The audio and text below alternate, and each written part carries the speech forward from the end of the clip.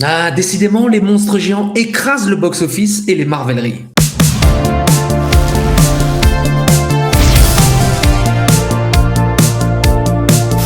Bonjour à tous et cette semaine, j'ai vu Godzilla X Kong, le nouvel empire. Alors si on m'avait dit qu'en l'espace de même pas 3 mois, je verrais 2 films Godzilla au cinéma, j'y aurais pas cru. Godzilla Minus One, la dernière version japonaise, sortie en janvier dernier, qui a fait l'unanimité auprès du public et que j'ai vraiment kiffé. Et là, mais que vous dire si ce n'est que Godzilla X Kong 2 fait un démarrage monstrueux au box-office, et c'est sans jeu de mots. Premier week-end et on atteint déjà les 400 millions de billets verts. Ouais, je sais, les fans de Dune 2 sont en PLS car ce blockbuster décomplexé est parti pour faire des ravages dans les salles obscures pour un bout de temps. Alors bien entendu, ces chiffres sont dus aussi aux différents formats proposés. Séances classiques, 4D Emotion et bien entendu IMAX, mais surtout IMAX 3D. Et bordel, ça fait du bien de retrouver la 3D au cinéma, enfin. Moi, je suis un grand fan de 3D au cinéma et à la maison d'ailleurs, je suis équipé. Mais depuis Avatar 2, on n'avait pas eu de grosses séances 3D. Et donc, vous imaginez bien que j'ai été le voir en IMAX 3D. Une fois de plus, dans le Mégarama de ma ville, c'est toujours un pur kiff de pouvoir apprécier un film sur un écran ultra géant et en plus dans des conditions parfaites en 3D. Alors bien entendu, vous pouvez aussi le voir en 4D Emotion 3D si vous aimez être secoué dans tous les sens par les titans qui s'en mettent plein la tronche, vous allez kiffer. C'est le 5e film du Monsterverse qui a débuté avec Godzilla en 2014 et je dois dire que mon préféré de la franchise reste Kong Skull Island, sorti en 2017, qui était bien fun avec son look rétro jungle. Et toutes ces années, on nous a préparé au combat des titans qu'on n'attendait plus et qui est arrivé sur nos écrans en plein Covid avec le premier Godzilla vs Kong sorti en 2021. Pour être franc, j'avais trouvé cet épisode un peu fadasse avec des acteurs en manque de charisme et un scénario faiblard. Mis à part la relation de Kong et la petite fille qui était intéressante, il n'y avait pas grand chose. Certes, de bons effets spéciaux, mais je le rappelle, de bons CGI ne font pas un bon film pour autant. Et donc, pour être honnête avec vous, j'avais pas d'attente concernant ce Godzilla X Kong, le nouvel empire. La bande-annonce m'avait franchement pas épais et je retrouvais plus cet effet de gigantisme comme dans les premiers films. Mais quand j'ai vu qu'il le sortait en IMAX 3D, je me suis dit, ah, en voilà une idée qui est bonne. Un gros film, des gros monstres, un grand écran, des grosses lunettes 3D, c'est la recette parfaite pour passer un bon moment. Et effectivement, j'ai passé un bon moment. Un lézard et un gorille géant qui se défouraillent en long et en large plus de la moitié du temps, c'est tout ce qu'on demande.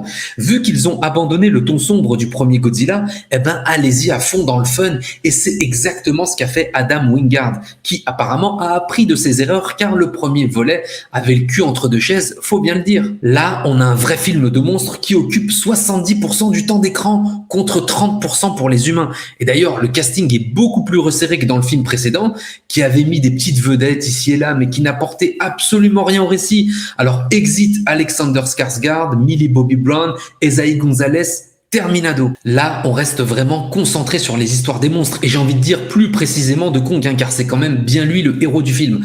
Alors ça parle de quoi? Eh bien, on va retrouver Kong, qui vit désormais dans la Terre creuse, vous savez, cette dimension là au milieu de la Terre, c'est une terre où il y a 2 terres là superposées, enfin bref, en reverse, tu vois, c'est complètement bizarre. Enfin bref, lui il crapahute là tranquille, et puis sur Terre t'as Godzilla, lui tel un gladiateur tranquille, il vit en Italie dans le Coliseum. Tu vois, il en a fait son petit panier comme un petit chat. Et bien entendu, il y a une nouvelle menace qui vient de la Terre creuse et qui menace le sort de l'humanité. Et Kong et Godzilla vont unir leurs forces pour sauver la planète. Oh putain, c'est beau. Bon, c'est beau, mais ça fait des dégâts. Il y a des scènes, tu te dis, oh, faites attention, vous mettez les pieds, les gars, merde. Et à chaque fois, ils défoncent tout. Et c'est marrant parce qu'en fait, ils sont censés être les nouveaux protecteurs de la Terre et à chaque fois, ils défoncent les buildings, les ponts, des villes entières. Il y a forcément des centaines de milliers de morts, mais tout le monde s'en fout, tout le monde est content dans le film. Et c'est drôle, en regardant le film, ça m'a rappelé ce que les gens disaient à la fin de Man of Steel. Vous savez, le combat apocalyptique entre Superman et Zod à Metropolis qui défonce toute la ville. Je me souviens, les gens ils disaient ouais, Superman il tue des civils, c'est pas bien. Mais là t'as les monstres, ils défoncent pas une ville, ils défoncent des villes, la terre entière, des monuments. Mais bref, c'est ok, il y a pas de problème. Et en même temps, j'ai envie de vous dire, on vient juste pour le spectacle dantesque. Et comme le dit si bien Adam Wingard, je veux faire un film explosif et excitant, un peu ridicule sûrement, parfois où plein de choses délirantes arrivent, mais je prends toujours les enjeux au sérieux. Il faut bien admettre que le spectacle est réussi, les effets spéciaux sont réussis, et encore une fois, c'est dû au fait qu'on soit beaucoup plus impliqué par l'histoire des monstres que celle des êtres humains, qui pour la plupart du temps font des blagues pas terribles, mais bon, ça, on n'y échappe pas comme d'hab. L'histoire entre Kong et la petite fille, bon, qui a grandi maintenant, qui est jouée par Kylie Hotel, est toujours présente. Bon, c'est sympa, on va en apprendre un peu plus sur son peuple, voilà, bref. Le spectacle est au rendez-vous, on en a pour notre argent, et pour l'apprécier à sa juste valeur, je crois que la meilleure façon de le voir, c'est en IMAX 3D. Et si je devais le comparer à Godzilla Minus One, je choisirais bien évidemment le film japonais qui a coûté 130 millions de dollars de moins, mais qui est tout aussi spectaculaire. Et, je le rappelle, a gagné l'Oscar des meilleurs effets visuels, avec un ton beaucoup plus sérieux dans son récit sur les traumas de la bombe atomique et un vrai Godzilla méchant. Et d'ailleurs, la question a été posée à Adam Wingard sur ce Godzilla Minus One, et il a dit: imaginez si les Américains avaient fait Minus One avec exactement le même script. Ça sonnerait complètement faux, non?